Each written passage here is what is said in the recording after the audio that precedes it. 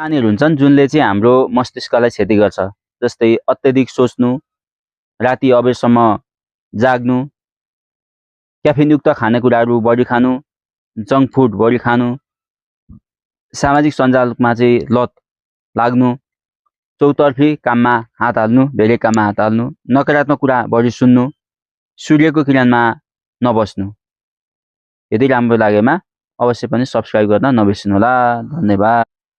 भ्रम र सत्य कसरी छुट्याउने? जस्तै विश्लेषणात्मक सोच, जानकारीलाई तार्किक रूपमा विश्लेषण गरौँ। के यो तर्कसङ्गत छ? के यो सामान्य ज्ञानसँग मेल खान्छ? पक्षपाती कुरा, कुनै कुरा कसरी फैलिएको हो, कसले फैलाएको हो, उक्त व्यक्तिको उद्देश्य र प्रवृत्ति थाहा पाउनुस्।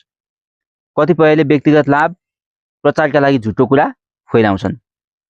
धेरै स्रोतको तुलना गरौँ। कसैको एकतर्फी कुरा पत्याउनु अघि त्यसको स्रोत जाँच गरौँ। अरूले त्यही विषयमा के भनिरहेका छन्। व्यक्तिगत भन्दा पनि तटस्थ र स्वतन्त्र स्रोतमा भर परौँ। आफ्नो भावनालाई नियन्त्रण गरौँ। भ्रमले प्राय डर, क्रोध वा उत्साह जस्ता भावनाहरूलाई उत्तेजित गर्छ। यस्ता भावनाहरूलाई तपाईको तार्किक सोचलाई चाहिँ प्रभावित पार्न सक्छ। यस्ता भावनाहरूले शान्त भएर र तथ्यमा आधारित भएर जानकारीका लागि मूल्याङ्कन गर्ने बानीको विकास गरौँ। स्रोतको विश्वसनीयता जाँचौँ। सरकारी निकाय, मान्यता प्राप्त संस्था वा विशेषज्ञहरूबाट आएको जानकारी बढी विश्वसनीय हुन्छ।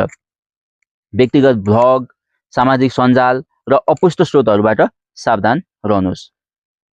यदि मन परेमा च्यानल सब्स्क्राइब गर्न नबिर्सनुहोला। धन्यवाद। नमस्कार।